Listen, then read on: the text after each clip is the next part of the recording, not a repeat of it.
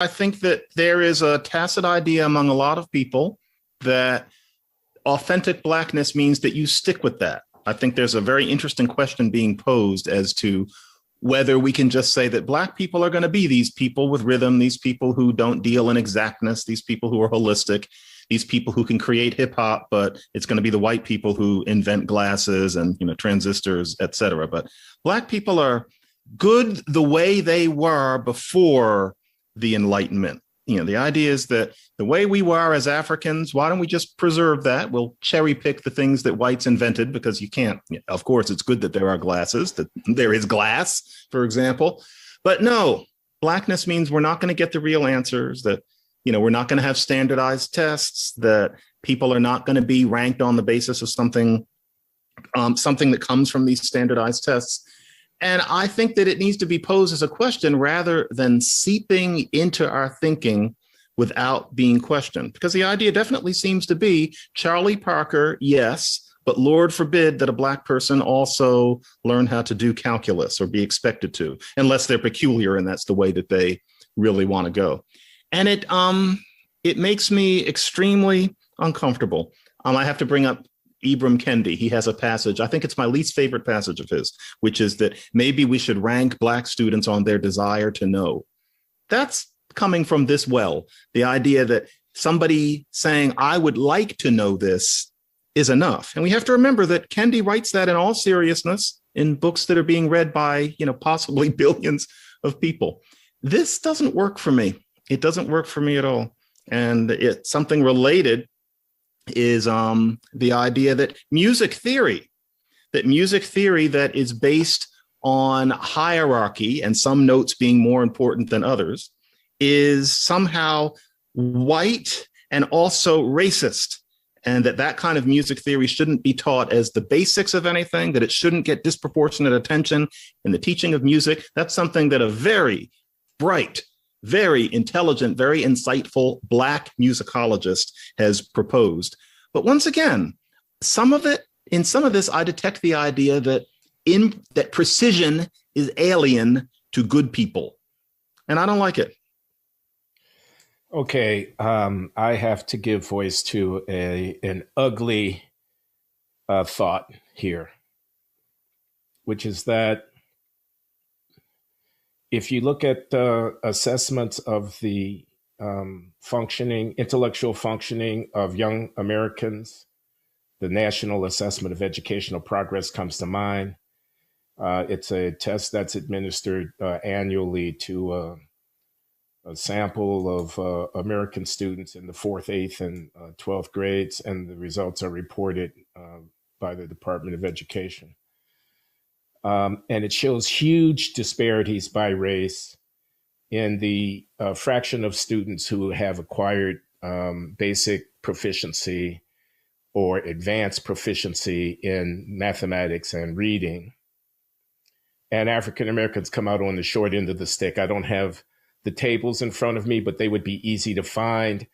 We're talking about the majority of African American students performing below basic proficiency for their age grade level in the testing of on mathematical aptitude, performance, ability to solve problems. Isn't that what's really going on here? That for reasons that we could spend a long time trying to explore as a population, Black kids aren't doing so well in terms of acquiring mathematical proficiency. That is manifesting itself in a number of different ways, including on these national assessment tests that I just mentioned, but also in more rarefied environments when it comes to selecting people for programs of study, when it comes to gifted and talented, when it comes to advanced placement classes, when it comes to getting into universities when it comes to majoring in the STEM subjects where we see African Americans underrepresented. So the stark fact of differences by race in the acquisition of the functional capacity to master certain skills, that stark fact calls out for some kind of account, so some kind of narrative. How can we explain it? And what better than to wrap oneself in the warm blanket of anti-racist outrage? What better than to denounce the entire corpus that your people are not mastering by saying that it's somehow alien to, or in fact, repressive of the essence of your people? This is an avoidance of the reality of underdevelopment. Differences in, on the whole, not every single individual, differences in populations and their acquisition of human functioning capacities. That is a tremendous challenge. And one avoids the unbearable weight of facing that challenge and the uncertainty and insecurity associated with taking up the challenge by basically ignoring it, pretending that it doesn't exist, saying it's an artifact of some mystical, structural, racist social order, diverting teachers from actually doing what they need to do to equip the kids so that they do better on the tests by denying the reality of the test, this kind of thing. That's the ugly thought that I can't help but entertain here. And it's racist. That's where I'm going with this. It seems to betray a lack of confidence in the capacities of our people to actually do what everybody else in the world, by the way, in the world, go to China, find out what they teach, how they go to Pakistan, for crying out loud, go to Ceylon, Sri Lanka, and find out what they're teaching there. Those kids are learning mathematics.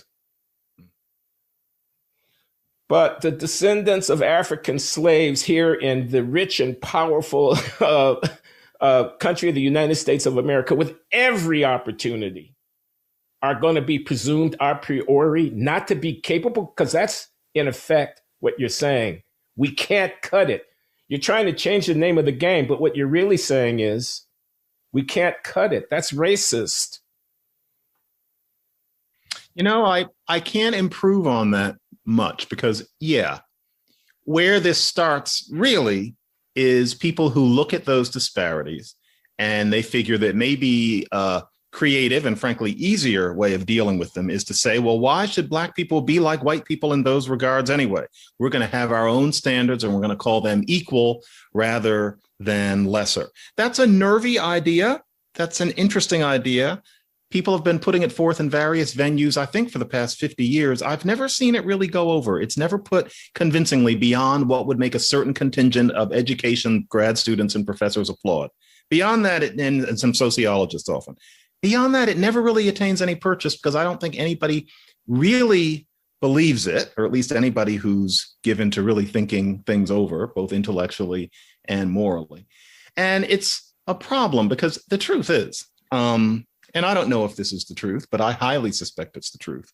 Your performance on things like that, as we've discussed here before, is partly because of very subtle but powerful aspects of conditioning during childhood, where you're taught what matters, what doesn't, what bears thinking about, what doesn't, what is us, what is them, how children are spoken to in terms of being lent the problem-solving mindset, whether children are allowed to ask questions, how they're allowed to talk to adults. I am sure, I don't know, but I'm sure that 50 years from now, we will understand why there is that gap that you're talking about. And I highly feel in my gut that it's about what it is to be raised Black, even often if you are middle class or above. It's a subtle cultural factor that means that a kid, even as young as 6 or 7, is going to have a different attitude towards the monotony of learning times tables than Abigail, the white girl next door. I highly suspect that's what it is, partly because I have grown up so much as a Black kid and then Black adult with one foot in and one foot out. I've known Abigail very well. I've known Black kids very well. I've been watching this in Montessori schools. I watched it throughout my childhood. Both of my Montessori schools were ones where when I look back, especially the second one, I don't know what the details were, but it's clear that Black kids were brought in from working class communities on some sort of fellowship arrangement, with the idea being that they would benefit from being around more middle class kids. There were various Black kids, and especially one of my Montessori schools, where looking back, knowing what they were like, and I knew them, I tended to know them better than a lot of the white kids. Their parents couldn't have had the money to pay for it. There was some sort of arrangement, and great. But I used to watch a lot of them, and the Montessori thing didn't work for most of those kids because they had a different attitude towards doing schoolwork. It wasn't about intelligence. It was that they were, I hate to say this, but they were from Black homes. It probably would have been the same if they were working class white, but there weren't any of them. Right. And so that was there. They needed to be taught harder. They needed one of these charter schools where everybody is made to sit down and, yes, raise their hand. And, those schools very often do very well. You need to teach those kids harder because their home environments, even if they aren't pathological, it's subtler things about the home environment, haven't prepared them to drift into nerdiness as easily as an Asian kid or a white kid. I think that's what it is. But we can't explore any of those things if we have very responsible people walking around and saying Black kids shouldn't be expected to work hard in school anyway, or pretending that to be a spunky person is an achievement, that to be a person who values community is somehow the same achievement as somebody who is working with calculus, as somebody who is writing articles, as somebody who's doing interesting things by the time they're 20. It's a lot of fakeness. It's a lot of mendacity, as Tennessee Williams has it in Cat on a Hot Tin Roof. Although I think a lot of people now are really thinking that, some people are so culturally balkanized. Many people even, who have come quite far in life, that I think they really may think that, sitting around being holistic and approximating answers and being spontaneous and I guess listening to hip hop, that all of that is the equivalent of this stuff that white kids do. And it's not. And here we are. It's a problem. I just want to pick up or underscore two things that come out of the last comment for me that you made. One is class. What was the education of the parents? How chaotic is the home? What's going on in the community? This is pedagogically relevant. This is something to which I should think an instructor of youngsters would want to adapt his or her pedagogical framework to accommodate what the child is bringing into the classroom with him or her. And mainly that's going to be the social position, the resources available, the experiences that are outside of the school, but that affect the kid's development. That's class, that's not race. Those experiences are mainly about the resources available, the how adept the parents are, what their vocabulary is, how much time they spend reading to the kid. Does the kid know her numbers and her shapes before she gets to the kindergarten? This kind of thing. Nothing wrong with taking that into account, but it's not white supremacy that's the enemy here. The enemy here is the disadvantages associated with marginality, low resources, and poorly equipped parents to supplement what the school is doing for the kids. So you're missing the mark to the extent that you racialize this. Missing the mark for the poor white kids who might also need to have their special concerns attended to, but also missing the mark by racializing it. The other thing I just want to say is, this is math that we're talking about. It's universal. The thing about it is that the theorem, 2 + 2 = 4, is true everywhere and all the time. It transcends the particularity of our social location. So while you may need to take on board some aspects of the youngster's social situation, we teach, for example, in English and not in French because they're English speaking, et cetera. So we are adapting to some degree to the social given. The goal is to open them to perceive the universality of the truths that are at stake. These are not identitarian matters that we're dealing with here. These are human matters that we're dealing here in the purest sense of the term. There's no largest prime number. Okay, so there's a theorem. There is no largest prime number. That's true everywhere, all the time. People from another planet will be able to understand, if you can find a way of conveying it to them, what you're talking about when you say there's no largest prime number. That's just incredibly powerful, it seems to me, about what is transcending our social particulars.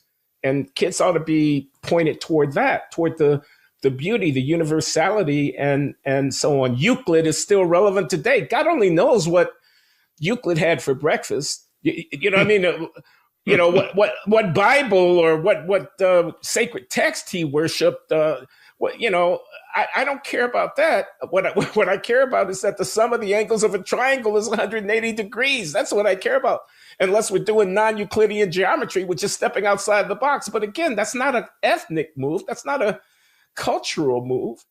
It's an ideational move that every person can aspire to grasp and comprehend and make it their own.